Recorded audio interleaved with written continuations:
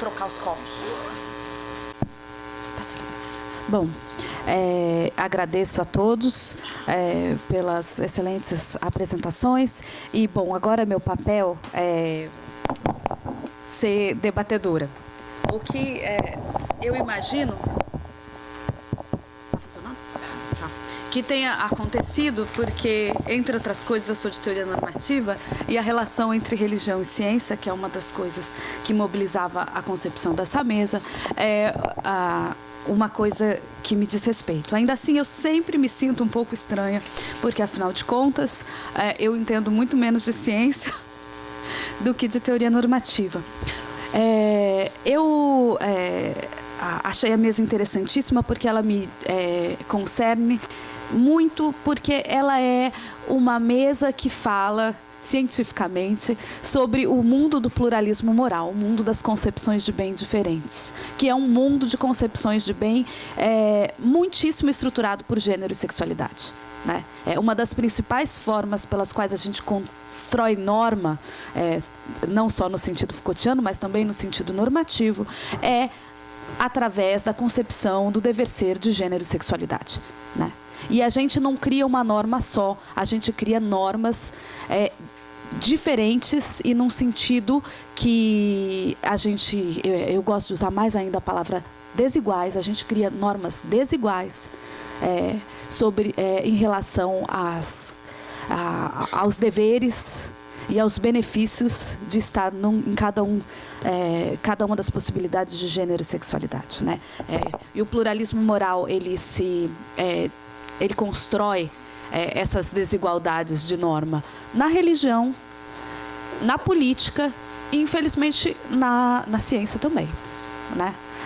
Um dos grandes esforços, quando a gente pensa normatividade, imaginando normas universais de iguais liberdades para todos, é construir um universalismo que construa menos desigualdades. E um dos principais desafios na ciência é também criar uma objetividade que seja uma objetividade e não uma perspectiva subjetivamente centrada em concepções altamente generificadas, altamente heteronormativas, racializadas, de classe, etc. Né? Como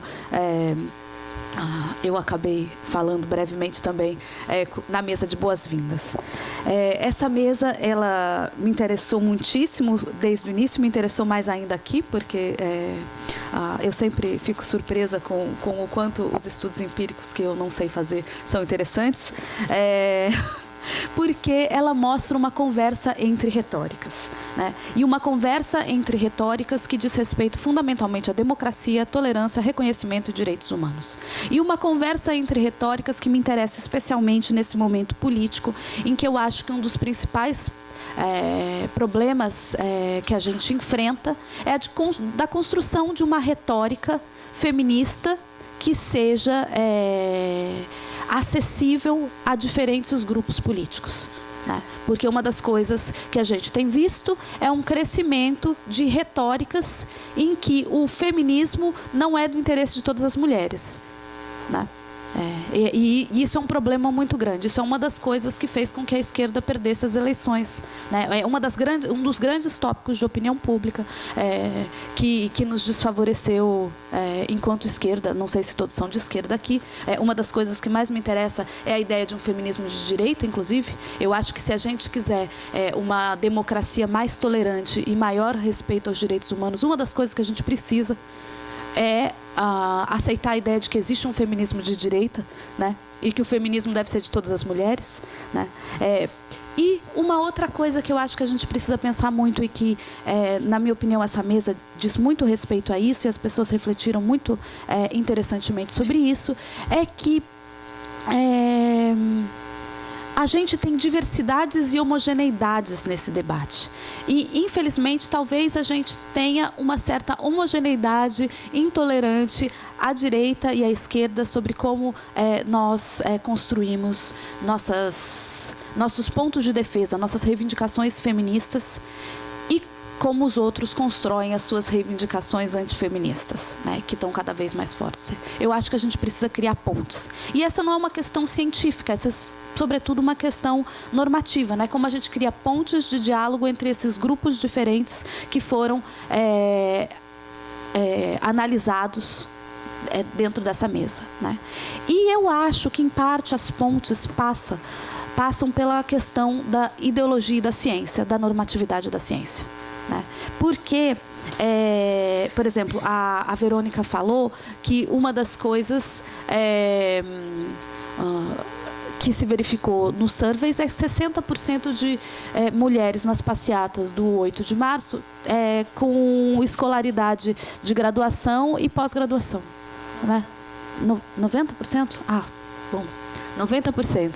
Eu acho, e isso nas diversas classes sociais, né? E ela identificava isso como uma coisa muito importante. Eu acho que isso diz respeito a uma relação muito importante entre ideologia e ciência, que é que a ciência serve para a gente desconstruir ideologias quando elas nos ajudam a ver perspectivas nada objetivas embutidas na forma como a gente enquadra o mundo, né? A universidade não é só um lugar onde a gente tem o encontro de pessoas com credos diferentes, mas ela é também um lugar em que a gente reflete de determinadas maneiras sobre as perspectivas diferentes, que nos ajudam a ver, por exemplo, que gênero é uma construção social e não uma coisa natural que a gente deve respeitar, como é o discurso de muitas tradições, né? A gente desconstrói tradições generificadas de uma maneira não ideológica, né? Ao mesmo tempo em que a gente tem que reconhecer que gênero é eminentemente ideológico, porque gênero é a prescrição de uma série de coisas na nossa vida, né? Isso faz parte da constituição de gênero e sexualidade, né? A gente tem que ter uma boa forma de falar sobre isso se a gente quiser construir pontes entre as diversas mulheres para que elas percebam que gênero é sim ideologia, mas é sempre ideologia, né? Não é ideologia na ciência, é ideologia também na religião e é ideologia também na afirmação de credos políticos, é ideologia sempre, né? Quando a gente fala mulheres devem ser assim, homens devem ser assado, a sexualidade deve ser de determinada maneira, não dá para dizer que a gente não é ideológico. Ao mesmo tempo, a gente tem que ter muito claro que a gente pode construir objetividades sobre isso. E essas objetividades, elas podem, inclusive, e na minha opinião devem, ser construídas através, por meio de alguns pontos ideológicos que podem nos unir muito, como, por exemplo, a valorização do direito à vida, né? Se a gente pensar, e da integridade física, se a gente pensar as diversas formas, né, pelas quais a gente ameaça o direito à vida e ameaça o direito à integridade física, né, essas formas são altamente generificadas e as mulheres de direita e as mulheres de esquerda provavelmente estão em acordo, né, em relação à importância de se preservar mulheres e homens do assassinato, né, e mulheres e homens do estupro, da tortura e das diversas formas de violação da integridade física, né? Existem pontos ideológicos que, se a gente mensura eles em relação a gênero, mostram para a gente que gênero existe sim, de uma maneira que pode ser acessada objetivamente. E que a gente deve avaliar normativamente e ideologicamente o que a gente acha dessas diferenças, né? E as diversas religiões, as mais conservadoras, as mais progressistas, assim como os antirreligiosos, que também podem ser muito conservadores, né, podem olhar para isso de maneira mais universalista em relação aos nossos direitos, liberdades e bem-estar, e de maneira mais excludente, né? Eu acho que a gente podia usar a ciência não só para mostrar como a gente embute ideologicamente gênero em coisas que supostamente não são ideológicas, mas também para a gente mostrar como a ideologia está em todos os lugares e como isso pode ser, inclusive, bom, se a gente usar isso na defesa de coisas que a gente possa consensuar e construir pontos, né? Bom, eu achei... isso são coisas que eu penso a partir de todas essas apresentações e que dizem respeito à construção de razoabilidade, né? A construção de um discurso político em que as pessoas possam crescentemente apresentar argumentos e ouvir argumentos, tentando se colocar na posição das pessoas que passam, que acreditam em coisas diferentes e que passam por experiências diferentes. Isso é importante para várias coisas, inclusive para a gente perceber que muitas vezes o que a gente afirma como uma grave ameaça é uma grave ameaça que recai contra os grupos que a gente considera ameaçadores e não contra nós mesmos, né? E isso é uma coisa que a ciência pode mostrar muito bem. Frequentemente, eu adorei essa... Eu não conhecia, eu tenho várias ignorâncias, essa ideia de retórica da perda, né, ela mostra uma construção de uma série de coisas, né, como esse negócio da perda de segurança, a perda de ordem, a perda da previsibilidade, né, essas perdas da unidade. Essas perdas todas, né, elas podem ser interpretadas ideologicamente em sentidos muito diferentes e a gente tem que disputar esses sentidos, né? Quem mais sofre assassinato são justamente os grupos que são desfavorecidos pelas políticas machistas e racistas e antipobre, né? Por que a gente não está disputando ideologicamente isso? Né? Por que a gente não constrói uma noção feminista de segurança, uma noção feminista de ordem? Né, em que a ordem política deveria fornecer igual direito à segurança pessoal para todos, né, em que violência doméstica é inegavelmente uma questão de segurança pública, porque uma segurança pública deveria proteger a todos. Né? Enfim, quando a gente desconstrói, né, a perspectiva generificada na forma como a gente constrói esses conceitos que são inescapavelmente ideológicos, né, a gente pode construir objetividade científica caracterizando as coisas de uma maneira que mostre gênero, raça, classe, sexualidade de uma maneira mais acurada e objetiva e de uma maneira que sirva para a gente defender politicamente coisas que são ideologicamente associadas ao feminismo e à esquerda, mas que podem também ser associadas a todas as pessoas, porque ninguém quer, por exemplo, as pessoas conservadoras, ninguém quer que que os seus sejam violados em determinados direitos que frequentemente são violados justamente pelas políticas mais abertamente racistas e machistas, né? Enfim, era mais ou menos isso que eu tinha para dizer sobre essas nossas relações entre valores e objetividades. Eu queria... eu gostei muito, uma última coisa, eu gostei muito dessa ideia de que a gente tem que tentar se desvencilhar de um certo pânico antirreligioso, né? E a gente tem que dissociar a universidade dos pânicos morais da direita, né? E uma conversa melhor sobre a relação entre ideologia de gênero e ciência do gênero, por exemplo, é uma coisa que pode nos ajudar a desfazer esses pânicos morais da direita e desfazer o nosso pânico moral antirreligioso, né? Bom, eu queria também abrir... vocês preferem responder primeiro a mim ou eu posso abrir para a plateia 3 perguntas, aí vocês respondem mais 3 perguntas? O que vocês preferem? Tá. Bom, perguntas? E eu peço que façam no microfone porque a gente está gravando. Obrigada, cara.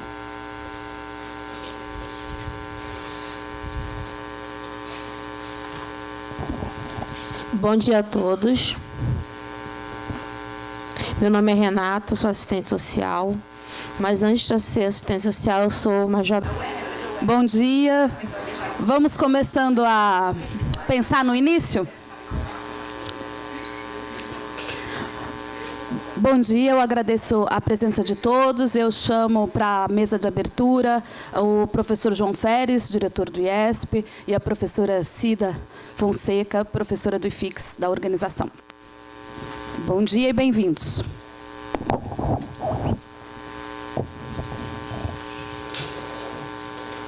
Caramba, foi assim? Já começou?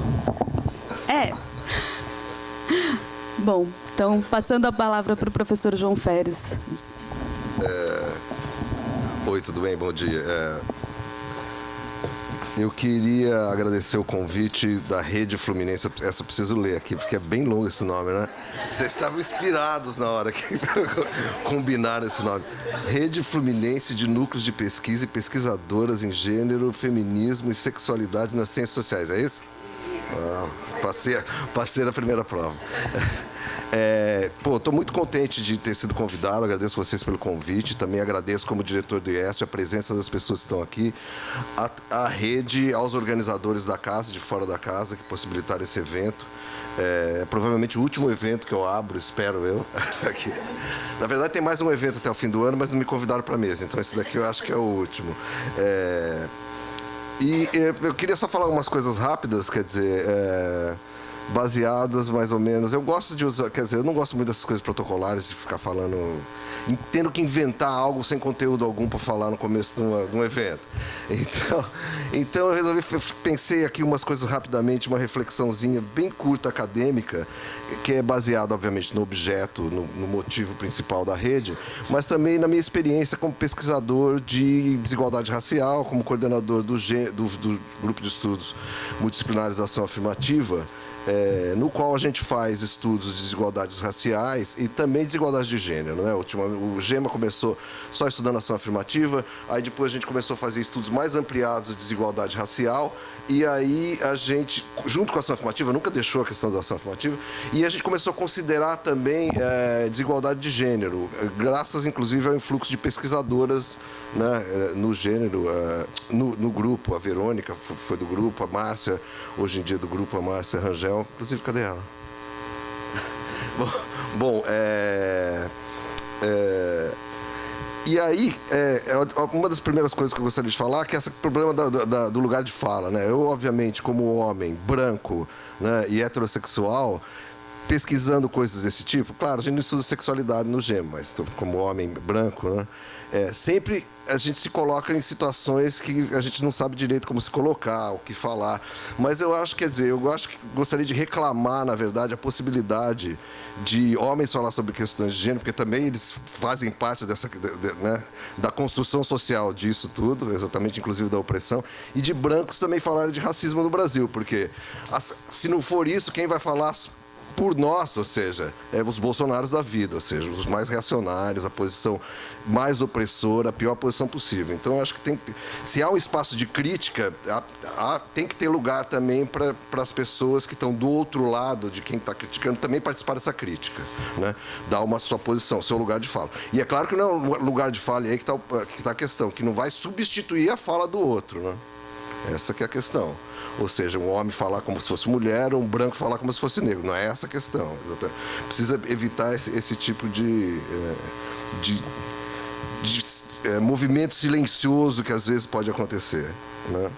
E gostaria de chamar a atenção também para a reflexão, nessa curta reflexão, há essa questão de estudar, ou seja, estudos acadêmicos sobre questões que são muito candentes para a militância, né?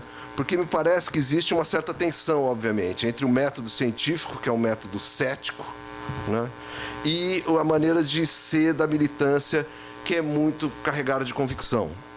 Não é verdade? Existe uma tensão, e vocês, todo mundo que trabalha seriamente, academicamente sobre esse assunto, sabe que a gente está o tempo todo controlando o tanto da nossa energia militante, da nossa convicção em relação àquele objeto, porque são questões que dizem respeito à justiça social, ao sofrimento das pessoas, que a gente constata cotidianamente, e isso investe a gente, às vezes, né, inclusive com energia para escrever, mas ao mesmo tempo tem a questão do ceticismo do método científico, né?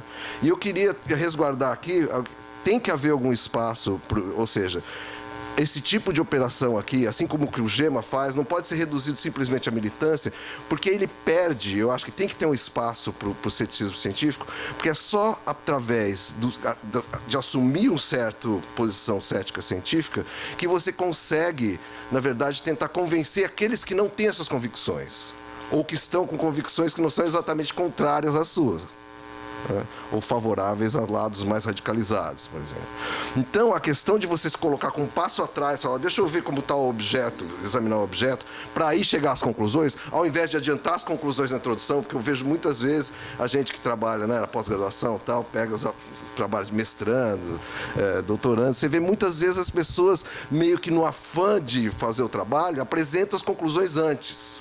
Então, a gente precisa ter a paciência da questão de colocar primeiro ceticamente, estudar o objeto e só depois chegar às conclusões. Porque, inclusive, às vezes, quando a gente faz isso, a gente chega a conclusões que não são exatamente as que a gente tinha no começo. né? Então a gente precisa estar aberto a isso. Eu acho que não é só um engajamento retórico cínico que eu estou propondo aqui. Eu acho que a gente precisa estar aberto realmente a fazer esse exercício de conhecimento. E, finalmente, o último... esse exercício, na verdade, intelectual, para usar um termo bem pentelho, desculpa a expressão, que eu não gosto muito. E, por fim, eu queria fazer também uma reflexão baseada nos estudos que a gente faz no GEMA em relação ao contexto atual. Porque quando a gente estuda gênero e raça, no GEMA, raça e gênero, porque a gente começou com raça, em várias instâncias da sociedade brasileira, o que você vê, inclusive na academia, a gente tem feito vários estudos sobre representação de raça e gênero na academia, participação, eu diria melhor, a gente vê frequentemente que as desigualdades de raça no Brasil são muito mais intensas que as de gênero, né? Em várias das instâncias que a gente estudou. Sem negar as desigualdades de gênero, que são muitas, em vários lugares. Mas sempre quando a gente põe raça, quando você compara uma com a outra, geralmente a de raça é mais intensa. E aí eu gostaria de colocar, assim, só, na verdade, abrir uma questão, que assim, me assaltou enquanto estava pensando sobre isso. Se a gente for ver o que acontece nesse front reacionário que está governando o Brasil hoje em dia, o bolsonarismo, é impressionante, e antes dele também, né, o pessoal, esse discurso evangélico e tal, é impressionante como é uma inversão disso, porque esses caras são muito mais sensíveis à questão de gênero. Eles, pelo menos, colocam no discurso dele como se essa questão fosse muito mais desestabilizadora do que a questão de raça, que é uma questão que eles falam de vez em quando, mas meio põem por baixo do tapete, né? E aí, essa questão que eu fiquei pensando, por que será que é isso? Por que será que o gênero é tão desestabilizador para esses caras, ao passo que a raça, que inclusive carrega muito mais questões de desigualdade social, de classe social, né? Só para chamar um termo antigo, é engraçado isso, a raça me parece que tem mais ainda presente a questão de classe social. É claro que em sexualidade, às vezes, incide também uma questão de classe social bem forte, né?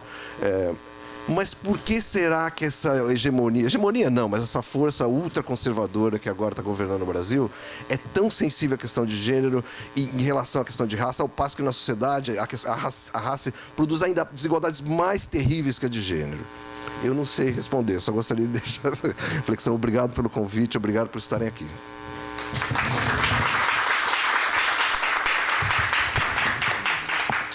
Obrigada, João. E agora eu passo para a professora Aparecida Fonseca Moraes, que é da organização, esse ano foi a organização no primeiro evento e tem tido um papel fundamental nas nossas articulações interinstitucionais e nas nossas reflexões intelectuais sobre como levar isso adiante. Bom dia. Me coube aqui trazer um pouco a memória, né, de como é que nós começamos tudo isso, né? Vou falar bem rapidamente. Realmente é uma fala de boas-vindas.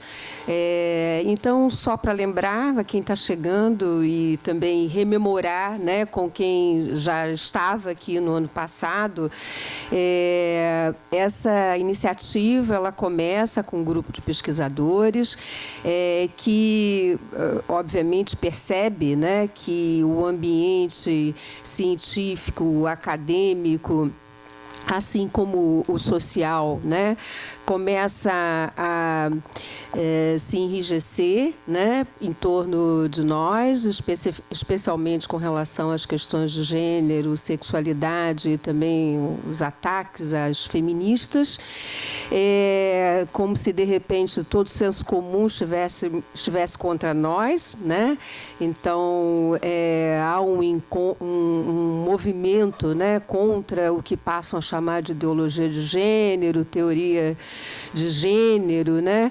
E nós passamos a ser vistos como pesquisadores que, na verdade, não produzem conhecimento, mas produzem uma ideologia, e uma ideologia que desagradaria um senso comum em defesa da religião ou não, em defesa da família ou não.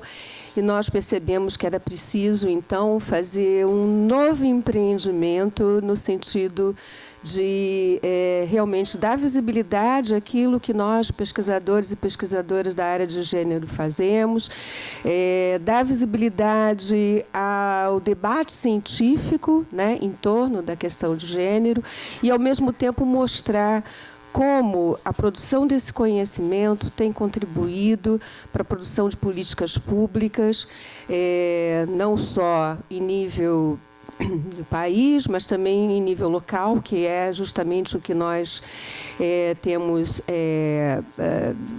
atacado mais também, ou contra-atacado mais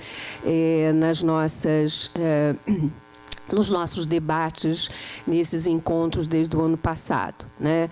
Então, os estudos de gênero, eles são relevantes não só do ponto de vista da formação do estudante de ciências sociais, mas também do ponto de vista da produção de políticas públicas, desenvolvimento local, a questão de combate à desigualdade, exploração, discriminação. Então, era tudo isso que nós tudo isso que nós queremos estar dando visibilidade com essa mobilização. Então, isso começa, essa tentativa de articulação, né, e que foi bem sucedida já no ano passado, ela começa com o primeiro encontro, esse nome longo, né, Encontro Fluminense de Núcleos de Pesquisa de Gênero, Feminismo e Sexualidade em Ciências Sociais. Nesse primeiro encontro, nós queríamos nos conhecer, então reunimos os núcleos de pesquisa do Rio de Janeiro e as mesas que foram formadas foram mesas dos núcleos de pesquisa.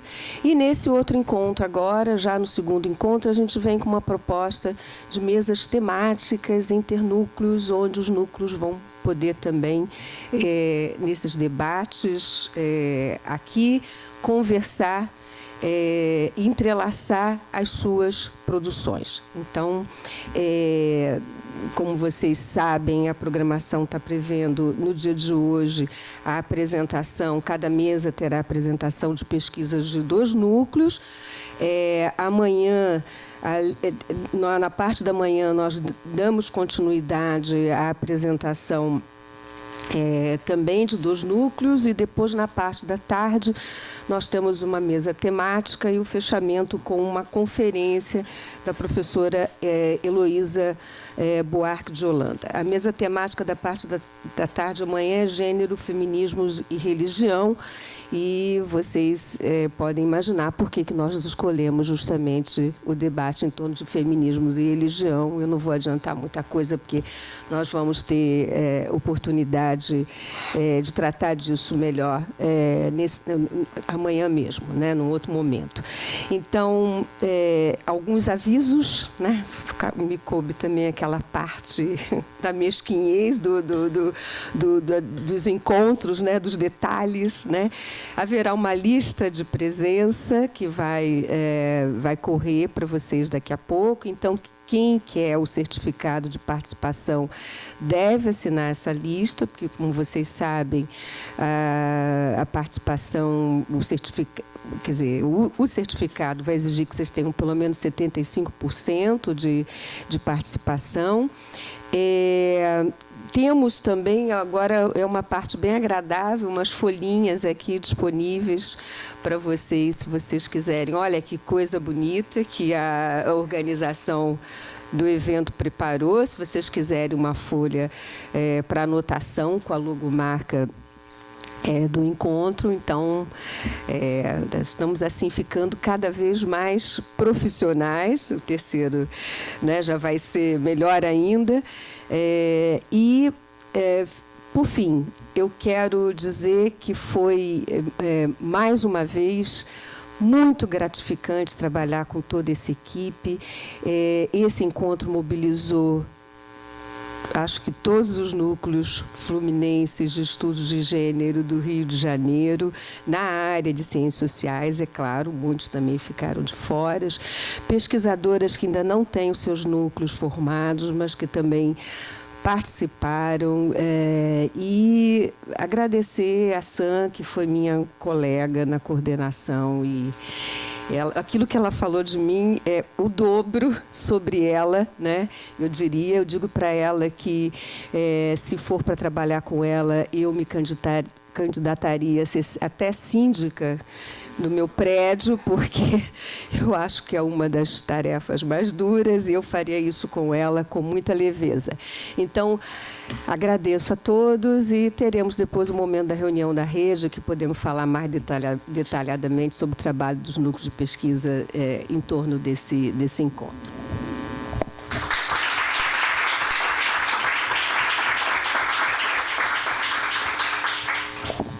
Bom, agradeço as palavras generosas da Cida e queria dizer que a recíproca é verdadeira. Trabalhar com ela é trabalhar com uma pessoa de um compromisso impecável e isso é uma das coisas mais confortáveis que há. Bom, eu fiquei com a parte mais fácil. Eu espero... eu queria dizer primeiro que é um prazer para mim fazer parte dessa iniciativa, que inclui...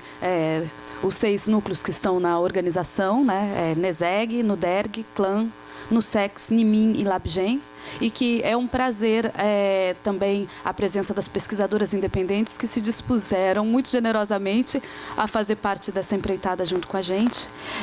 Dizer também que seria uma honra para a gente se o máximo de pessoas estivessem na nossa plenária hoje às 16h30. Né? A gente vai lançar a nossa carta e discutir os nossos objetivos políticos e intelectuais. Eu queria dizer também que esse evento anual e essa rede são muito caros politicamente e intelectualmente para todos nós, né? Não só por ser um momento em que nós estamos sendo atacados, mas porque nossas questões são importantes sempre, né? Elas podem ser especialmente urgentes hoje, né? Mas são importantes sempre. E eu queria dizer, porque o João me instigou a isso, que eu gosto muito de pensar que gênero e sexualidade servem para a gente, em relação, né, dessas discussões sobre ideologia, ciência, objetividade, blá, blá.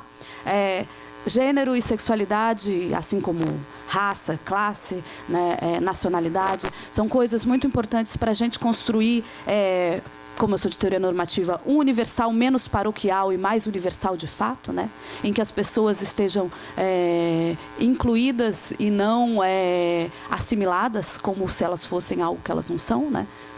Que é uma forma de exclusão também, e uma ciência menos centrada em subjetividades culturais e sociais, né? Uma ciência menos centrada numa posição social específica, né? Então, nós temos que falar mais que nós somos importantes para fazer um universal mais um universal e uma objetividade mais objetiva de fato, né? E isso é importante para pensar a ciência, é importante para pensar uma cidadania igual, né? E livre. Enfim, então é um prazer para o NIMIM, eu e o Zé, fazermos parte dessa empreitada com esses núcleos mais antigos que a gente e que nos honra estar nessa companhia. É isso. Bem-vindos a todos.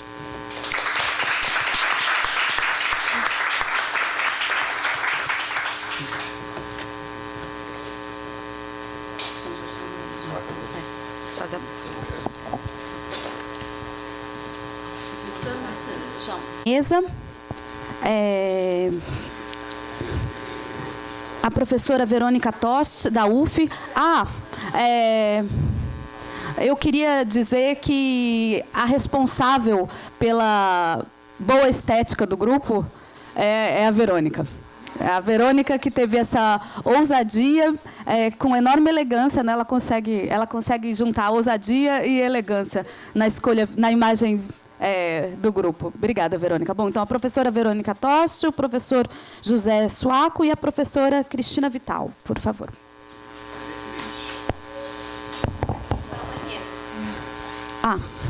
Podemos... Claro. Enquanto isso, eu coloco a água.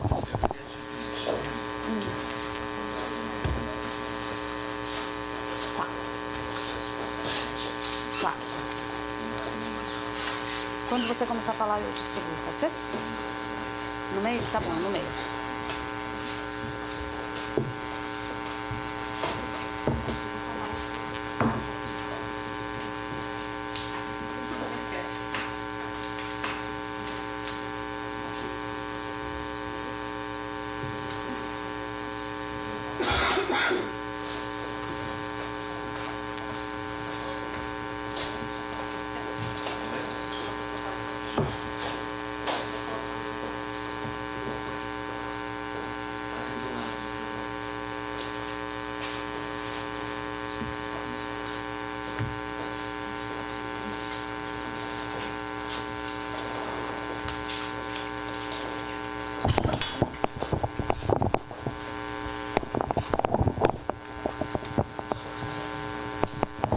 Bom, começando agora de fato, o nome dessa mesa é Feminismos, Ciência e Religião, e ela foi pensada pelo Nimin em parceria com o LabGen.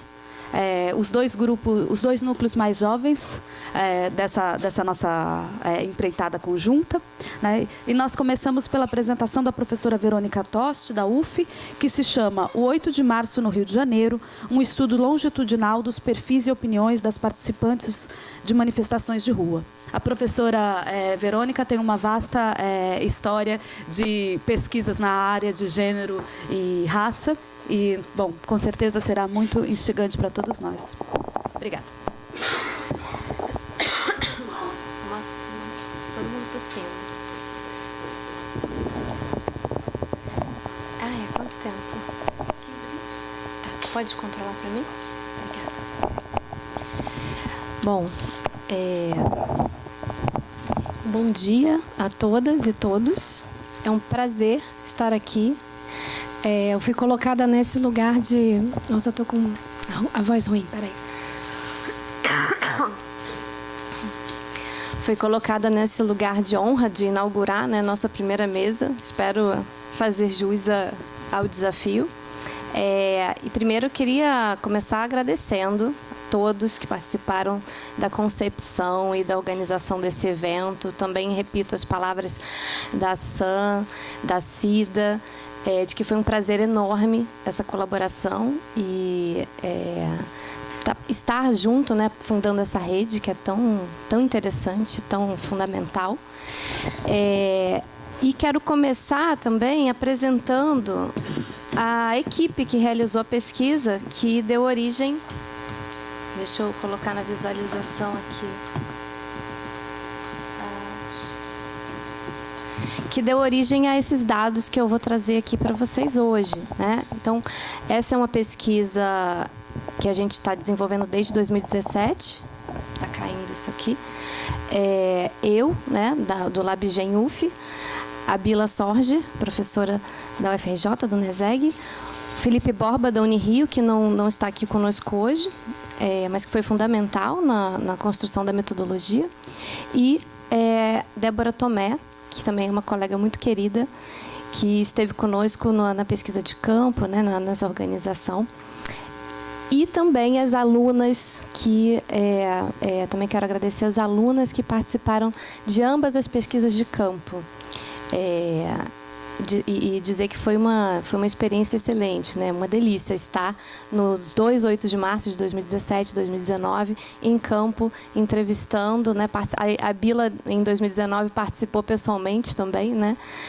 Então, estivemos lá junto às manifestantes, escolhendo as suas opiniões e tentando traçar perfis e entender um pouco mais a configuração dessas pessoas que estão nas ruas agora a cada ano, né? O 8 de março tem se tornado cada vez mais rotinizado. Em 2018, a gente não fez a pesquisa por um motivo que pode parecer banal, né? Choveu.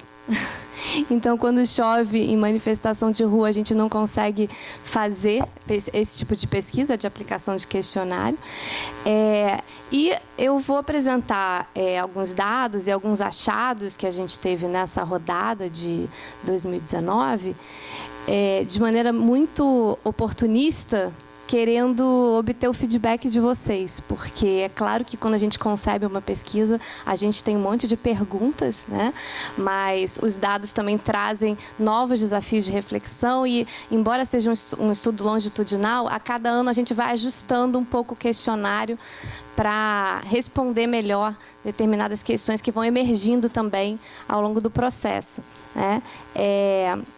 Então, rapidamente, só para explicar, né, a vocês como é feita essa pesquisa, nós estamos em campo nos 8 de março desses anos de 2017 e 2019, com uma equipe de pesquisadoras, né, em rua, e nós orientamos elas a agir de uma determinada maneira, a estar colocadas em determinados espaços, né, da manifestação, em horários diferentes, recrutando pesquisados de forma, né, aleatória, para que a gente possa obter uma amostra razoável, né, de quem são essas pessoas e o que pensam essas pessoas. Então, no nosso trabalho, a gente usa essa técnica de survey de protesto e a gente trabalha com diversas variáveis que buscam caracterizar as pessoas do ponto de vista sociodemográfico. A gente também utiliza muitas perguntas abertas, porque em se tratando de gênero, raça, sexualidade, é muito interessante captar os termos que as próprias pessoas usam para se descrever. Depois a gente, claro, para simplificação, né, para produção de análise, a gente retabula esses dados, né, para obter algum tipo de síntese, mas é mais ou menos assim que a gente age. E eu quero hoje trazer alguns dados que estão intrigando a gente, né, e nos parecem muito interessantes, para que na hora da discussão a gente possa, inclusive, trocar uma ideia, né, sobre como vocês percebem esses dados e as possibilidades interpretativas que eles trazem para a gente, né? Então, acho que o achado talvez mais interessante dessa rodada da pesquisa diz respeito ao local de moradia das pessoas, né, que no Rio de Janeiro funciona como um proxy, né, de origem sociodemográfica. Porque é uma cidade realmente, né, muito recortada por classe. Então, para nossa surpresa, não sei se tanta surpresa assim, mas enfim, a gente encontrou, né, nessa tabela 1, vocês vão ver, uma presença muito forte de pessoas da Zona Norte, do centro da cidade, da Zona Oeste, até mesmo de outros municípios do Rio de Janeiro. E também, ao olhar para esses dados, eu procurei ver se não havia, por exemplo, uma sobre-representação da Tijuca, né, que é um bairro um pouco mais afluente, né, e não. A gente viu que realmente o perfil, né, territorial das participantes do 8 de março ele é muito diverso. Isso nos deixou bastante instigadas. E aí a gente trouxe os dados de escolaridade e renda para tentar qualificar um pouco essa origem, né, esse lugar de onde as manifestantes se movem para estar nas ruas. E também, para minha surpresa, a escolaridade delas é muito alta, né? Então, se vocês olharem os dois últimos extratos ali da tabela 2, vocês vão ver que aquelas que têm ensino superior, ou até mesmo mestrado, doutorado, somam 90% das manifestantes. E isso acontece, e aí eu cruzei os dados, né, a despeito da zona em que as pessoas vivem. Então, se vocês olharem essa tabela, a distribuição de escolaridade entre o centro, Zona Norte, Zona Sul, Zona Oeste e outros municípios, ela é mais ou menos a mesma. Então, esse dado nos chamou muita atenção e é isso, né? Eu quero aproveitar esse seminário para ouvir as ideias de vocês. Eu não cheguei a incluir os dados aqui, mas eu também olhei a questão da renda, e a renda é relativamente elevada também, né? E também se distribui de forma mais ou menos parecida nas diferentes zonas da cidade.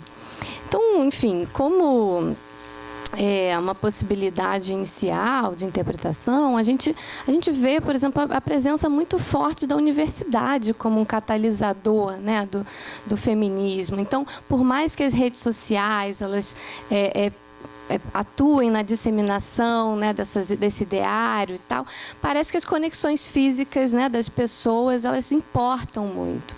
Por outro lado, a gente também tem que pensar se estar na universidade, ter uma determinada renda, não tem uma causalidade invertida com estar na rua, né? Ter renda, estar na universidade te permite uma mobilidade pela cidade, né, que uma renda baixa não permite. Bom, eu vou até onde der, Sam, por favor, me corte quando o tempo acabar. Outro dado que também me interessa, particularmente porque eu estudo raça há muito tempo, é a forma como as entrevistadas descrevem a sua cor ou raça, né? Isso foi uma pergunta que a gente fez aberta, espontânea, né? E aqui, nessa tabela, eu fiz uma retabulação das respostas. Diferente das diversas pesquisas que são feitas no Brasil, que captam uma infinidade de respostas à raça, né? As pessoas se descrevem de maneiras muito diferentes, chegando, às vezes, em determinadas pesquisas, a você ter 150 categorias. As categorias que as pessoas empregam para se descrever nessa manifestação são ou as categorias dos movimentos sociais ou do IBGE. Então, se vocês verificarem a tabela, só 3,3% usam aquelas palavras, né, que são mais incidentes em contextos populares, né, mestiço, moreno, etc. Com relação a gênero, a gente também fez a pergunta aberta, e é interessante também observar, né, que existe, em alguns casos, uma certa, um pouco de confusão entre gênero e orientação sexual, mas eu acho que isso ainda está mais... Isso ocorreu menos do que na última manifestação, então parece que também as categorias de gênero, né, e a ideia mesmo de gênero já está mais difundida entre os manifestantes. A orientação sexual também chama atenção, né, a quantidade de pessoas que se autodeclaram homossexuais, bissexuais, né, isso é muito, muito distoante da média brasileira. Houve também, né, no tocante à religião, uma representação muito forte de umbandistas e candoblecistas, né, que eu acho que é interessante ouvir da Cristina. Por outro lado, evangélicos, né, muito pouco, né, uma presença muito pouco expressiva. E aí eu não cheguei a fazer uma análise propriamente longitudinal dos dados, mas uma coisa que também me chama a atenção é que parece que a manifestação está ficando cada vez mais jovem. Então, de 2017 para 2019, a média e a mediana da idade dos participantes baixou. Então, nessa tabela ao lado, a gente compara.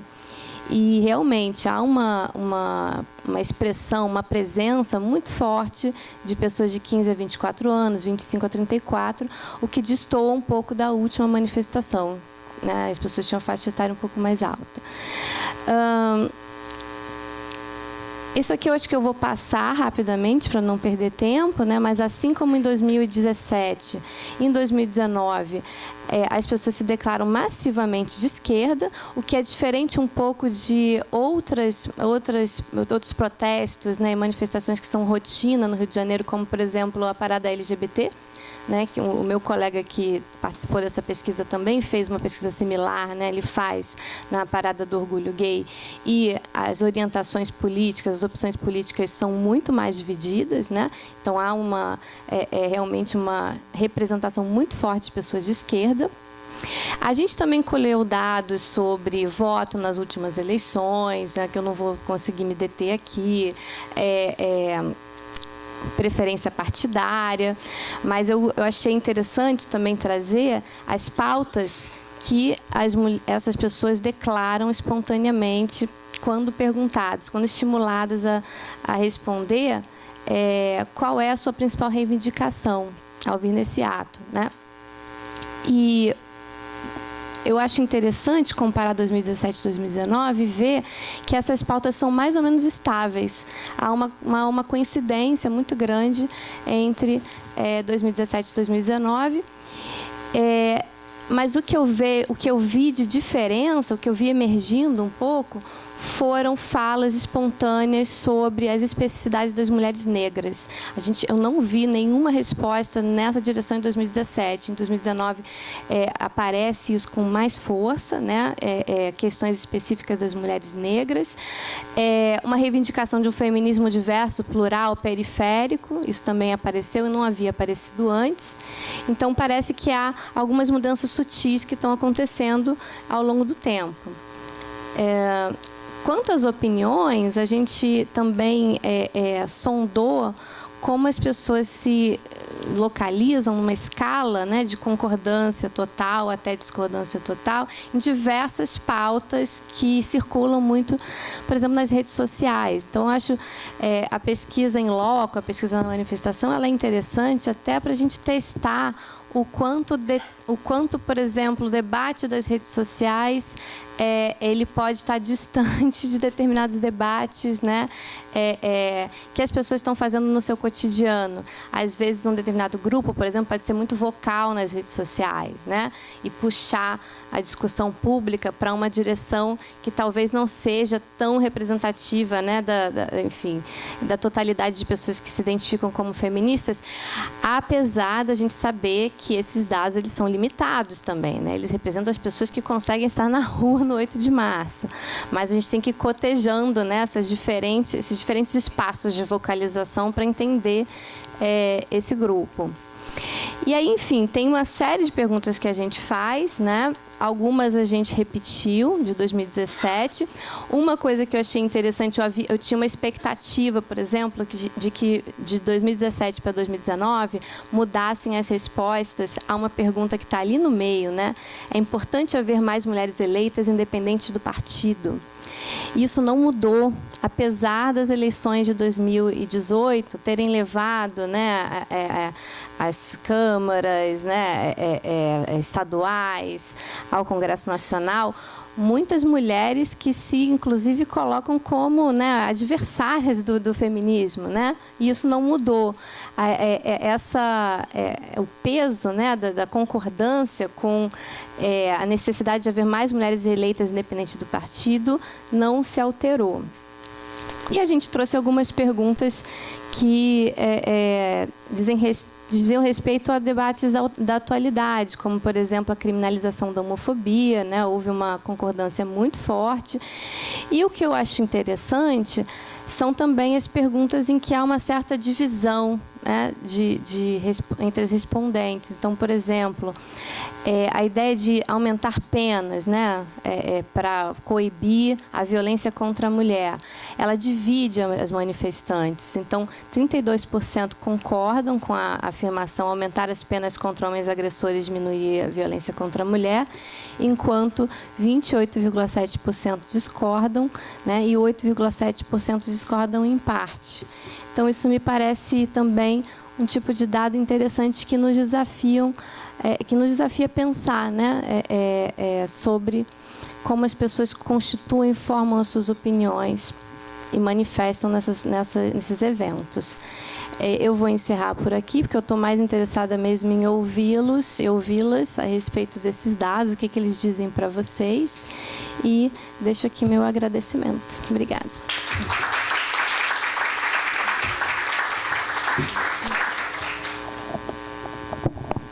Obrigada, Verônica. E passo agora para o professor José Suaco, aqui do IESP. Para ela? Tá. Desculpa, eu segui a ordem. Bom, então, vou passar para a professora Cristina Vital, da UF, que tem uma apresentação de nome Retórica da Perda como Estratégia de Religiosos na Política Brasileira.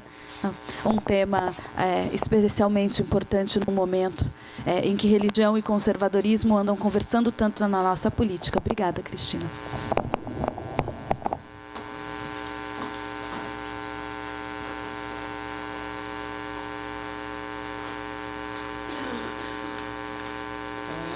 Bom dia a todos e a todas. Muito obrigada. O Zé me fez esse convite. Eu estou muito feliz por poder falar sobre essa pesquisa aqui com vocês e estar revendo algumas pessoas que eu tenho encontrado com alguma frequência esse ano, e para mim isso é um fator de alegria. Então, eu mudei um pouquinho ali o título da apresentação que eu tinha prometido, Zé, para incluir aí uma outra estratégia que ao mesmo tempo é eleitoral e política no sentido de manutenção, né, uma estratégia de manutenção de conexão com bases, que é essa dos aliados dos evangélicos, sobre a qual eu venho falando já desde as eleições, né, e agora com esse momento em que a possibilidade de criação desse partido chamado Aliança, toda essa proposta de análise aqui que eu estou fazendo, ela parece que está fazendo mais sentido, né? Então, eu vou falar sobre essas duas estratégias, né, a partir de um histórico de pesquisas. A primeira delas, que é de 2008 a 2018, e contou com a parceria e incentivo, né, do ISER, do Instituto de Estudos da Religião, também da Fundação Fore e da Fundação N.H. na qual a gente estava acompanhando parlamentares evangélicos no Congresso Nacional. Então, era observando comportamentos e também vendo estratégias políticas ao longo desses pleitos de 2010 até 2018. E eu vou falar assim da lista de quem a gente entrevistou nesse período, porque acho importante, porque era justamente essas figuras que articulavam de modo muito central essa conexão aí que eu vou chamar agora da retórica da perda, cujo elemento de gênero tem um lugar fundamental. Então, a gente entrevistou a Damares Alves, o pastor Everaldo, que foi candidato à presidência da República em 2014, Jair Bolsonaro, Marco Feliciano, Geraldo Pudim, o Zequinha Marinho, que era deputado, agora é senador, o Manuel Ferreira, que enfim, preside uma das associações, né, que congregam ali a Assembleia de Deus, o pastor Paulo Freire, Walter Toste, Jurandir Loureiro, o Major Fábio. Também, no outro espectro, digamos assim, político dessa composição aqui de evangélicos no Congresso e na política, de modo mais geral, a Benedita da Silva, a Mônica Francisco e o Gilmar Machado. Isso para a gente pensar que também tinham presenças, e isso foi diminuindo ao longo dessas legislaturas, né? Mas havia uma presença de parlamentares evangélicos que vinham de uma base popular, vinham de uma base de movimento, e isso foi, digamos assim, se tornando mais homogêneo em torno daquelas figuras mais de um perfil mais de direita, ligado a esses partidos. Também entrevistamos o Jorge Bittar, o Jean Willis, a Érica Cocai, que era presidente da Frente Parlamentar de Terreiros, a Marta Suplicy, o Tian Santos, né, que é católico aí das rádios comunitárias, e o André Lázaro, que é professor da UERJ, que foi responsável pela condução daquele material didático que ficou conhecido como Kit Gay. Um outro conjunto de pesquisas que está relacionado com esse debate que a gente está fazendo foi um trabalho também longitudinal ali, aquele desde a graduação, na década de 90, acompanhando esse crescimento de evangélicos em favelas no Rio, acompanhando isso a partir de dinâmicas que envolviam a produção de imagens, mas também pensando a política, economia, sociabilidade, e essas redes de proteção. E isso foi importante para pensar a retórica da perda, porque eu acho que a gente foi levando um certo susto com o crescimento dessas narrativas religiosas no espaço público, ou mesmo na política, e eu acho que tinha uma base, digamos assim, sensibilizada a uma certa narrativa e que foi muito mobilizada nas eleições de 2018 e que vem sendo mobilizada agora também, e que tem a ver com uma difusão de um pentecostalismo. Então, aí é pensar esse crescimento pentecostal não só em termos institucionais, do crescimento desses que se declaram vinculados a alguma denominação, mas é pensar numa difusão cultural, ou seja, de valores morais de referência. Isso interessa, sobretudo, para a gente pensar essa base de diálogo e essa retórica, como é que ela cola com uma população. Evidentemente que a gente não está com isso localizando o mal aí no pentecostalismo, porque essas narrativas que a gente está identificando com esse público, elas têm interfaces com outras religiões que estão na base social também, como o catolicismo e uma certa perspectiva afro, pensando como os autores, sei lá, o Joey Robbins, o Pierre Sanchi, a Clara Mafra, sobre essas composições do pentecostalismo, e isso como responsável pelo crescimento do pentecostalismo, não só no Brasil, mas no mundo. Então, a gente pensava, o Perucci falava do pentecostalismo como uma religião de ruptura, solvente de laços, e a gente pode pensar hoje o pentecostalismo como produzindo composições, o que empodera, digamos assim, esse grupo.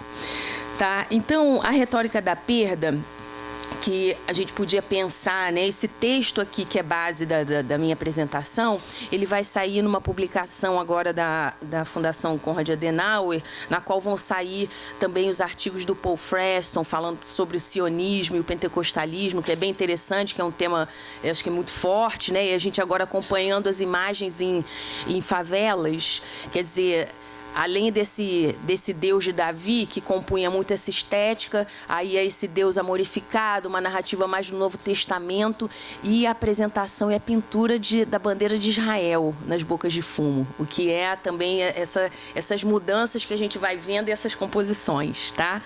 Para os próximos debates a gente fala sobre isso, né?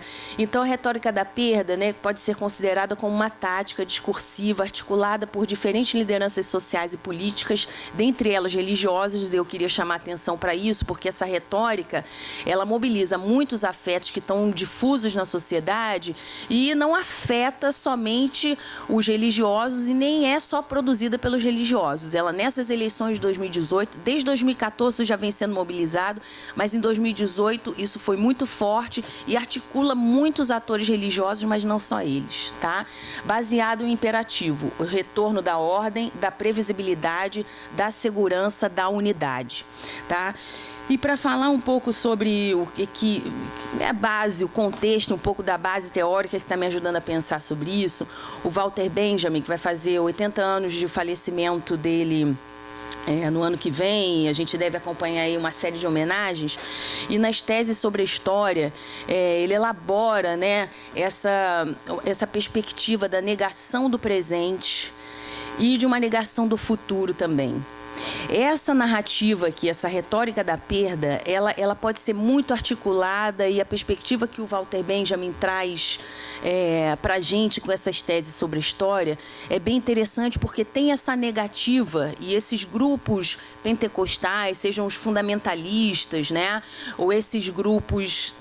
esqueci agora o nome, mas depois lembra aí ao longo, mas que não são exatamente fundamentalistas, porque eles têm uma pauta de atuação no mundo, mas é essa pauta de retorno, né? De retorno de um status quo ante, que por um lado opera por uma melancolia, se a gente quisesse pensar assim nessa perspectiva freudiana, e por outro lado uma saudade do que foi vivido, né? A sensação de perdas que aconteceram, que tem a ver com o âmbito da segurança, porque a gente observou o aumento da violência nas cidades e no campo também. A gente tem aí 180 mortes por dia no Brasil, né? 75% desses são de negros, e a gente está vendo agora o Ministério de Direitos Humanos, da Mulher e da Família, com uma acentuada questão em torno do suicídio, que não é a gente pensar escala de dores, mas em termos quantitativos, tem uma estratégia ali importante, porque são 32 mortes por dia por suicídio. Isso números que não são nada precisos em relação aos números do mapa da violência, que são absolutamente precisos, né? E aí esses 32 mortes por dia que vão sendo mobilizadas em torno da acentuação do medo e da recuperação novamente da família, e aí o lugar da mulher nessa família, de novo nessa conexão, ela assume um lugar central de recuperação, tá? Por essa questão do gênero aí muito, muito forte e importante, tá?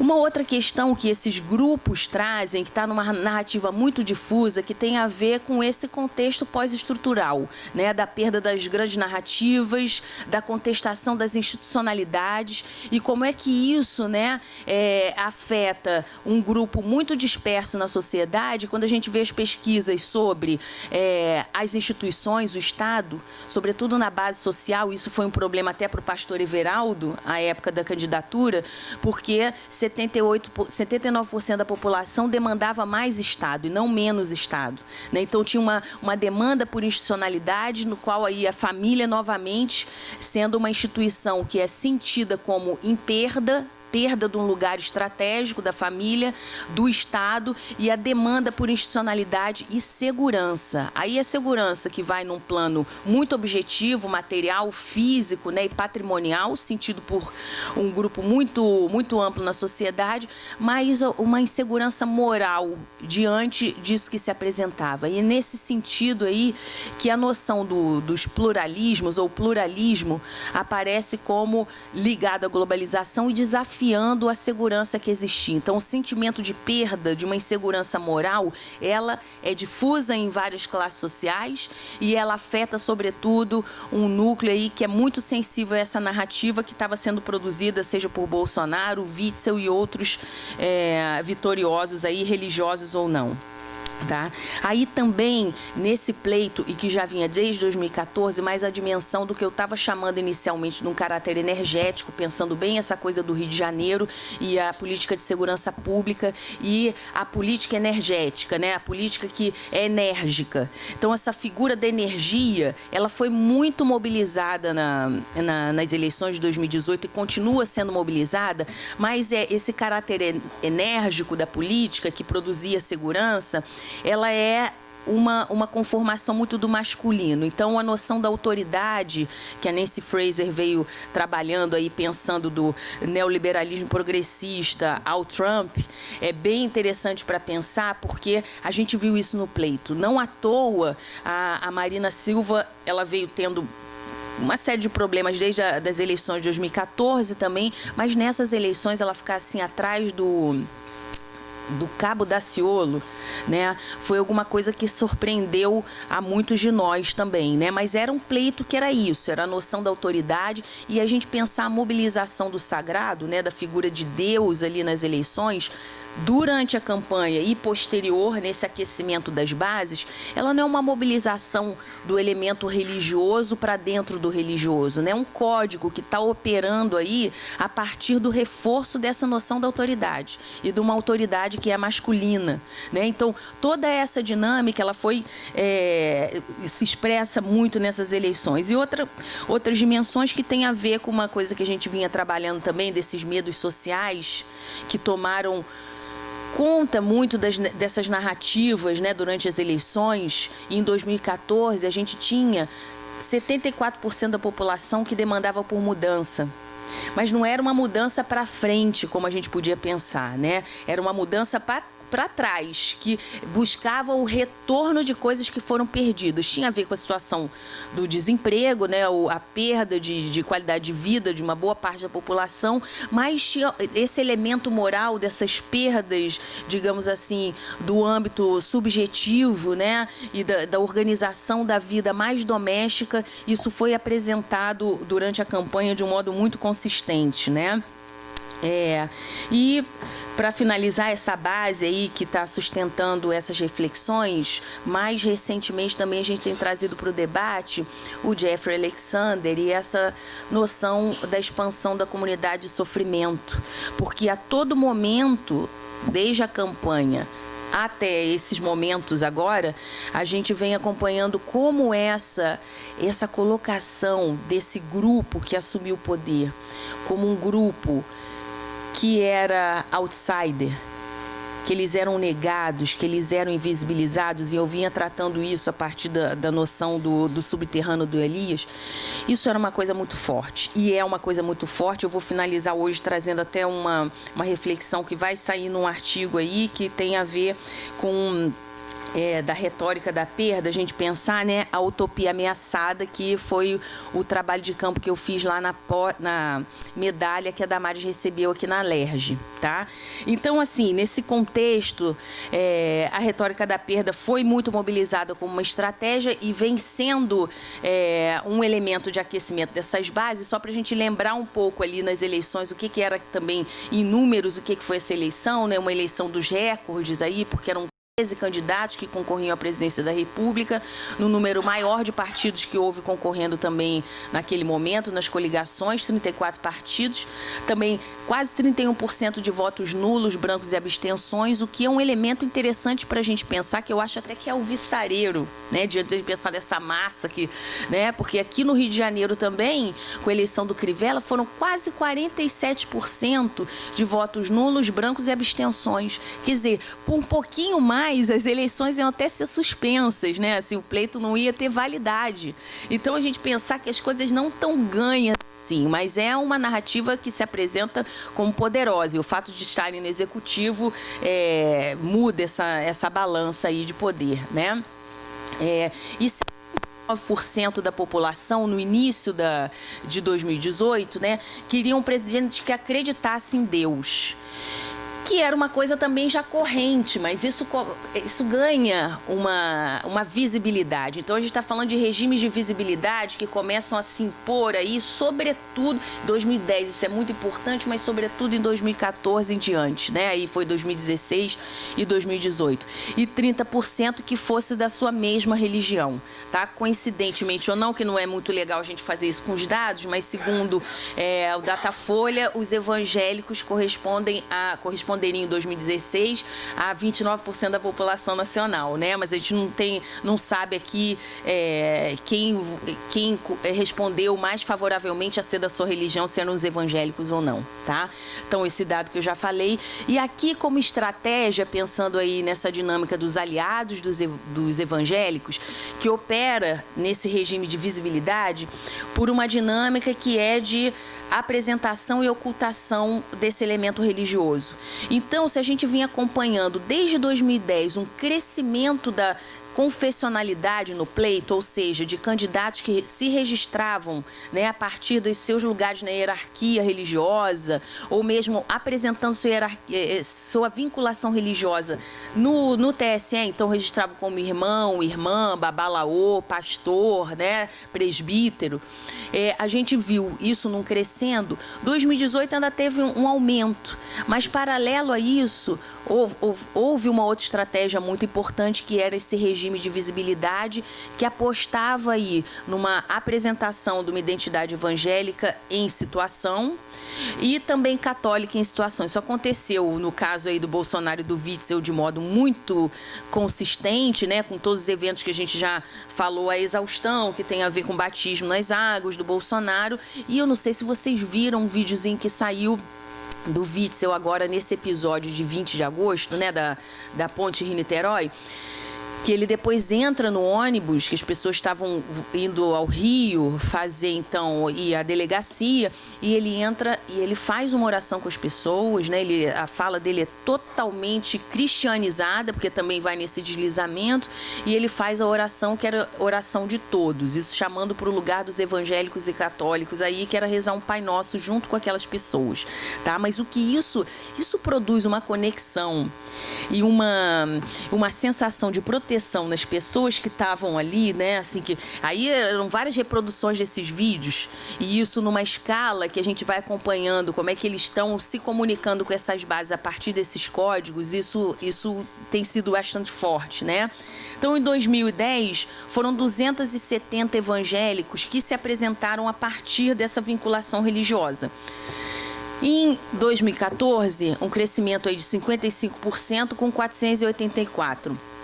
Em 2018, 524. Essas candidaturas que a gente poderia dizer confessionais. Se a gente pensar no montante de ofertas de candidatura, foi nesse pleito de mais de 7 mil, isso é diminuto. Mas isso era uma estratégia que foi num crescendo nesse universo e que aí ela passa a ficar, então, nesse deslizamento entre esses universos religiosos que a gente acompanhou. Então, um número muito grande aqui, a gente fez um acompanhamento das eleições, pensando Rio de Janeiro, São Paulo, Minas Gerais e Bahia, que corresponde a quase 50% do eleitorado nacional, para ver essa oferta de candidaturas religiosas, evangélicas, melhor dizendo, e que não se apresentavam só por essa confessionalidade, entre aspas, tá? E aí a gente viu que tinha um total de candidatos de 381 candidatos que eram evangélicos, né? As candidaturas confessionais, né, eleitas, foram só 4.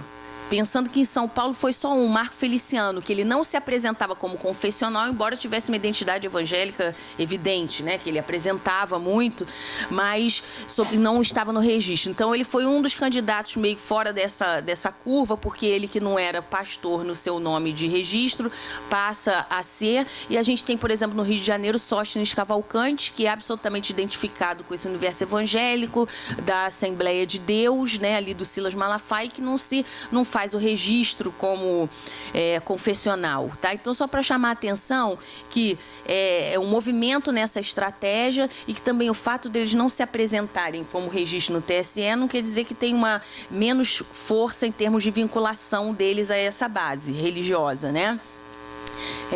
Aqui, já passando... Então, que os aliados, eles operam a partir de uma lógica faccional, tá? Pensando aí na divisão que se faz no âmbito da ciência política e da antropologia política também entre os partidos e as facções, e usando principalmente o trabalho, né, já clássico do Moacir Palmeira, e pensando então que essas alianças, e a gente podia ver assim no começo do governo Bolsonaro também, a apresentação de boa parte da composição ali dos ministérios era por uma lógica de aliança, por uma lógica de fidelidade que essas pessoas tinham em relação a eles. Foi no Ministério da Educação, à época, apresentava no blog, isso das relações exteriores, da ciência e tecnologia, todos eram uma adoração à figura, né? Porque essa lógica faccional, ela opera menos pelo regime burocrático e democrático, mas mais por uma lógica de fidedignidade. E no acompanhamento da gestão e de toda essa atrapalhada, que a gente pode pensar como atrapalhada assim da família Bolsonaro, como esses laços, como essas alianças, elas são fortalecidas pelo constrangimento, que é aí constrangimentos de várias ordens que a gente pode pensar também, né? Mas a gente viu como é que nessa transição aí das pessoas do PSL para a nova legenda vai sendo operada essa dinâmica faccional aqui, tá? E para pensar aliados dos evangélicos, eu inicialmente estava pensando na facção aqui do Rio do ADA, né, dos amigos, que era inicialmente estava começando a trabalhar com a ideia dos amigos dos evangélicos, mas isso depois começou a dar um problema, mas aliados é uma noção muito boa e eu acho assim, para o que eu estou pensando, né?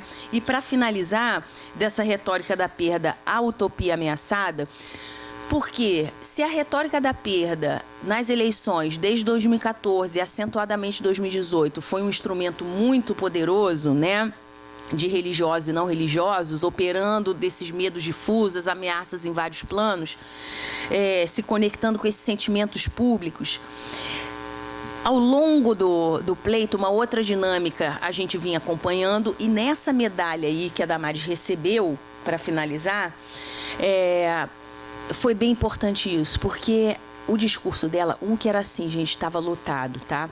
Então eu cheguei com um grupo de mulheres, e eram principalmente mulheres, a faixa dela, para a ministra Damares, era uma faixa enorme, né, em rosa, e as mulheres, eram muitas mulheres chegando de várias igrejas evangélicas no Rio de Janeiro, Madureira, Campo Grande, São João de Meriti, de outras regiões do estado também que estavam ali presentes. Então, toda a parte de baixo do plenário e a parte superior estavam lotadas. O corredor de acesso à parte superior, que já estava cheia, estava completamente cheio, tá?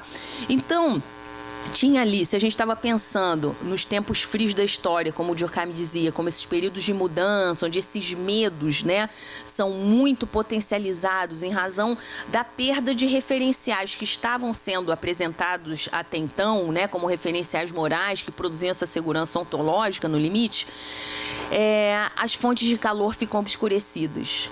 Agora, impressionante é como nesse evento da medalha, que é a maior comenda que o Estado pode oferecer, né, essa medalha de Tiradentes, estava oferecendo nesse dia, era a Rosane Félix, que é essa aqui, essa aqui, a Rosane Félix de rosa ali, a Damares, o Rodrigo Amorim, e aqui o Márcio Pacheco, que é católico. Então, nessa composição ali, porque ali também é um deputado evangélico, né? E fizeram uma composição, era a Rosane Félix e o Rodrigo Amorim oferecendo essas medalhas. Uma medalha era para Damares e duas outras medalhas para policiais militares. Um é o André Rios, que é paralítico, tá 17 anos em cadeira de roda, e uma outra militar, mulher, negra, 35 anos na corporação, que faz um trabalho absolutamente invisível, que é justamente com as vítimas da violência do Estado, né? Um pouco assim, esses agentes do Estado vitimados. E uma pessoa que parecia muito séria, mas homenageada ali naquele contexto, né? Que depois eu fui saber que é por indicação do Eduardo Bolsonaro, mas enfim, uma pessoa muito séria. Mas o que acontecia ali no pronunciamento da Damares era essa fonte de calor, né? Dava pra gente pensar assim, no limite a gente vê não sei, aí num futuro muito doido, numa distopia da Damares presidente, porque de fato ela é articulando esse lugar da autoridade, mas ali de uma autoridade feminina, mas de uma força feminina daquele lugar da mãe popular, da mãe que briga, porque ela brigava pelo Bolsonaro ali na plenária, né? Se vocês observarem o discurso que está disponível, acho que na TV da LERJ, era essa fala, né? Era essa fala de uma utopia que estava sendo ameaçada pelas forças que eles chamavam de uma satanização da mídia, né, que eles estavam produzindo ali. Então, a ameaça, eles mostravam os números da segurança, da redução de 24%, mas na verdade são 22% de redução de homicídios, mas não contabilizados aí aquelas mortes por policiais, né, que teve um aumento de 40%, mas enfim. E ela mostrou isso em números em outros países, dizendo que essa pátria abençoada, né, estava sendo ameaçada, essa potencialidade que eles estavam fazendo, essa mudança, essa transformação do Brasil em razão aí da mídia e dessas forças de oposição. Mas só para chamar a atenção que as mulheres absolutamente reunidas ali, mulheres do PSL, mulheres do PSD e mulheres do Pedro II, as mães do Pedro II. Então tem uma articulação de mulheres de direita, se a gente pode chamar de um feminismo de direita, que eu acho que deve ser alvo da nossa atenção aí também. Obrigada.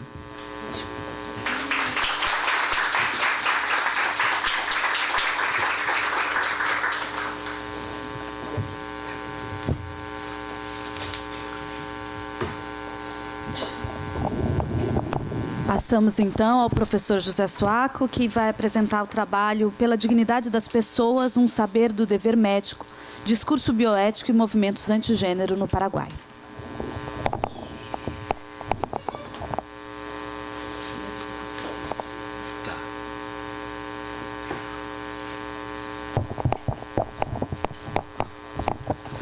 Bom, obrigado, Sam. Obrigado, Verônica. Obrigado, Cris. Acho que minha fala vai somar, agora vai fazer algum sentido, que foi um pouco estranho o título da mesa, Religião e Ciência, né? Bom, essa fala aqui que eu preparei para vocês hoje, eu espero que ela saia publicada no Cadernos Pagu. Mas ela começa com um trabalho de campo que eu fiz no Paraguai esse ano. Eu tinha uma reunião na Flaxo, que era sobre conservadorismos e feminismos. E eu fui fazer um campo para estudar os movimentos conservadores, né, os pró-vida, os assim chamados pró-vida. E aí, mas eu fui porque tinha o convite da Flaxo, porque tinha... em dezembro, em janeiro, o Senado paraguaio e a Câmara dos Deputados se declarou pró-vida. E porque eu já tinha, na análise do golpe do Lugo, já tinha demonstrado a presença de atores e discursos religiosos, né? Então, eu falei, vou atrás disso mais uma vez. Agora, pesquisar os nativos desse conservadorismo. Quando eu chego lá, em Assunção, e dou com a porta na cara, todos os movimentos, os pró-vida, as organizações pró-vida fecham as portas e falam, não vou dar entrevista. Você é mais um ideólogo de gênero. E aí, tiro pela culatra, né? Não consegui fazer essa pesquisa para apresentar na Flaxo, eu apresentei outra coisa. Mas um militante do movimento Direitos Humanos no Paraguai falou, você pode ir atrás de uma doutora Júlia Rivarola. Ela é uma militante pró-vida e ela vai te responder. E eu conheci a irmã da doutora Júlia Rivarola. Escrevi para ela, você me passa o e-mail, o telefone para eu conversar? E ela falou, ela morreu esse ano.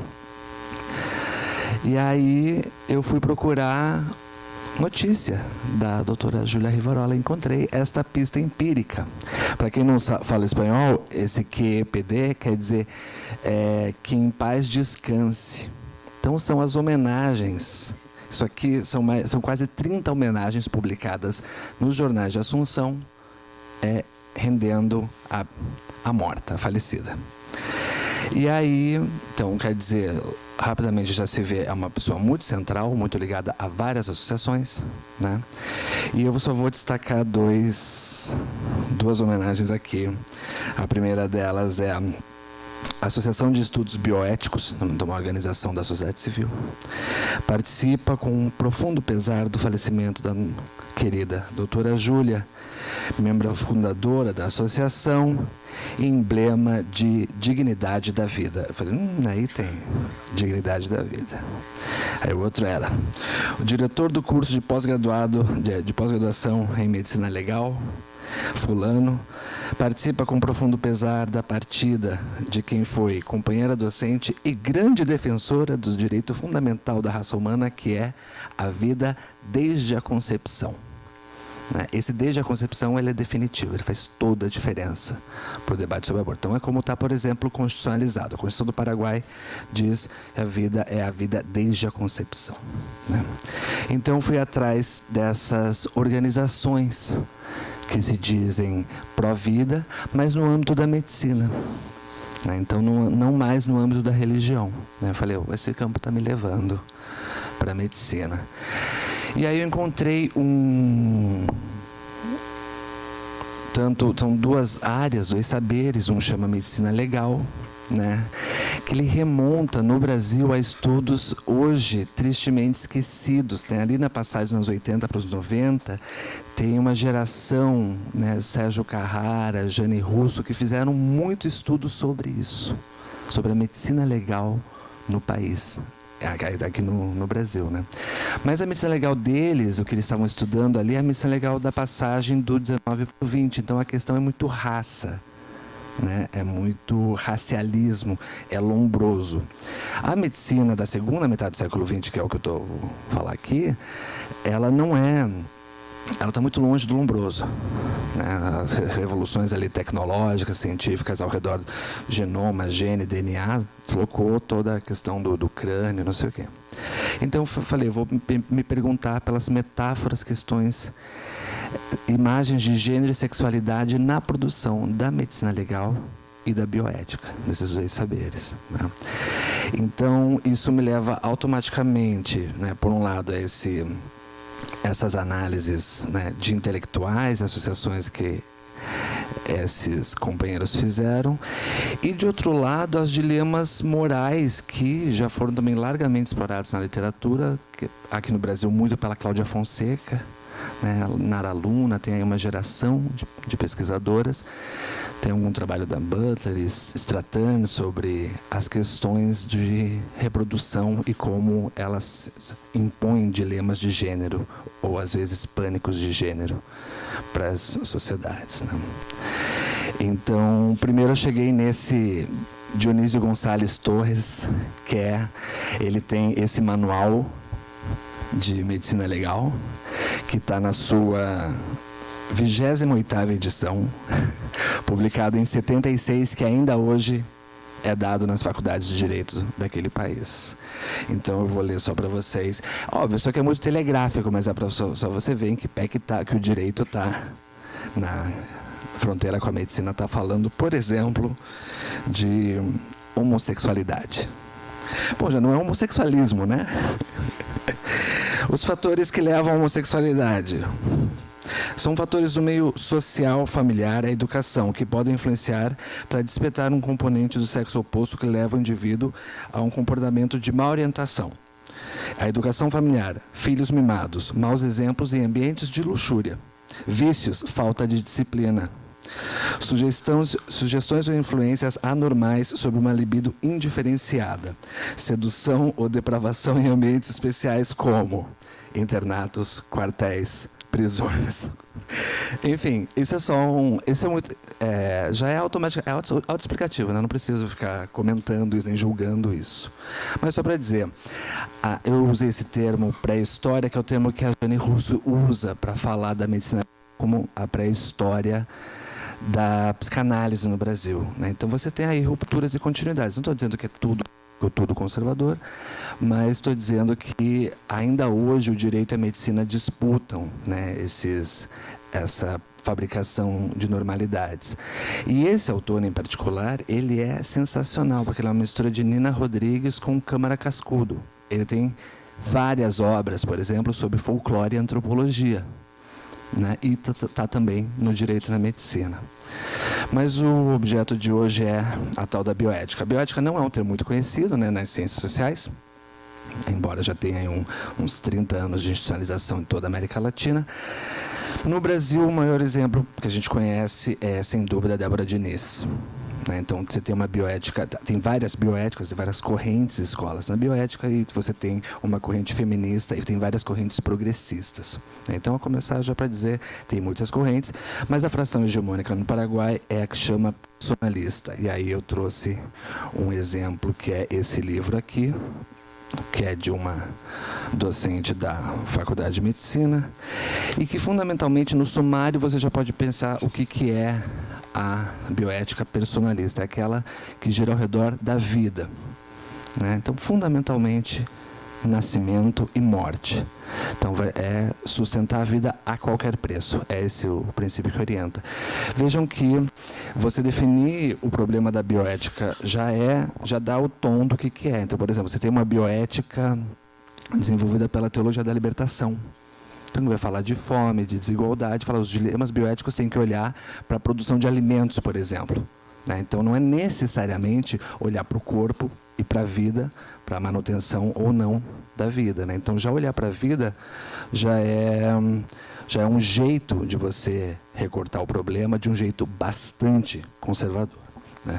Eu vou ler aqui, então, para vocês, produção científica, né?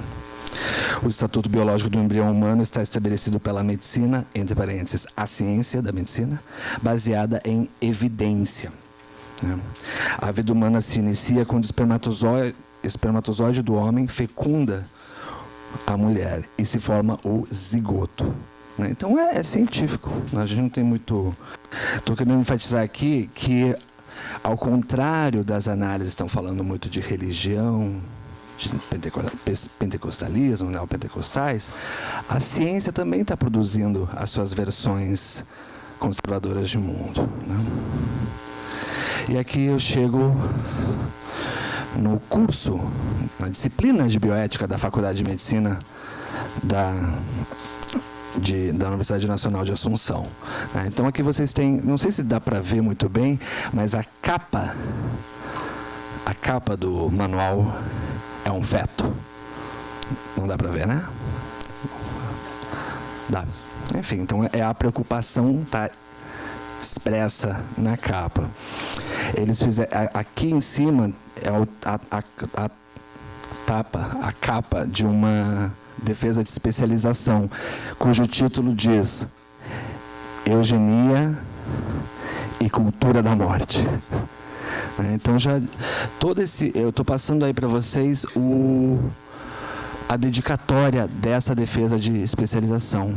Se vocês lerem aí, ela vai dizer: ofereça esse trabalho a todas as crianças que já estão vivas desde a concepção, né? Então, você tem uma fabricação de conservadorismos, né, desde a universidade, desde a medicina, né, e um pouquinho menos desde o direito. Oi? 2015. Gente, tudo contemporâneo, tá? 2015, 2009, várias reedições. É um pouco a lógica disso aqui, né? Por mais que você tenha uma data X, ele é reeditado ad infinitum, né? Porque a medicina sabe o que está falando. Então, eu peguei vários casos de conclusão de especialização, né? Então todos vão falar ideologia de gênero, blá, blá, blá, blá. Aqui você tem o curso, é o curso inteiro, né? A disciplina é dada por esse manual, mas isso tem efeitos práticos na vida, né? Então cada hospital hoje tem um conselho de bioética, né, que vai lidar com os dilemas que ali vida, atores e tecnologia se misturam, não sabe o que fazer. Sempre tem esses casos. Por exemplo, um caso de gravidez, como chama? Ectópica, fora do útero, né? E no Paraguai está descriminalizada, né, isso, exato. É que em espanhol é ectópica. está descriminalizada sob risco da mulher morrer, ela pode pedir o aborto. E aí acontece de uma mulher, num hospital dirigido pela faculdade, essa faculdade de medicina, ter a gravidez tubária e o Conselho de Bioética nega o aborto. Então, é uma cena surreal, isso ainda era Lugo, Fernando Lugo, então o presidente que era progressista. A ministra da Saúde manda sequestrar a mulher para tirar ela do hospital para ela fazer o aborto. E isso acontece. Então, isso é um drama nacional que mostra. Né? Então, só para dizer, mas isso não tem nada a ver. Isso só se ensina na medicina. Né? Do ponto de vista da estratificação, a gente está falando das pessoas que mais ganham. Né? Tanto no direito como na medicina. Então, você tem uma difusão aí de imagens de mundo, de padrões de gênero que é surreal. E voltemos, então, à organização civil, que é a associação. Então, e o que isso nos diz do ponto de vista da mobilização dos contramovimentos? Né? Essas organizações, como a Associação de Estudos Bioéticos, que começou com aquela homenagem à falecida, ela está em todos esses eventos. E qual é o nome do evento? Ciência e Vida. Né? Então, é o apelo à autoridade científica. O outro é Medicina e Dignidade Humana. Aqui, Congresso Nacional de Bioética, e lá em cima, Cuidados Paliativos. Então, cuidados paliativos não pode ter eutanásia. A questão é, tem que viver, tem que sofrer até que Deus diga o contrário. O que tudo isso me diz? Então, fiz aqui um enredo para vocês, né, de intelectuais de movimentos sociais, intelectuais contra movimentos sociais, né? E apontei que a gênese disso está, ao contrário, está na universidade, né?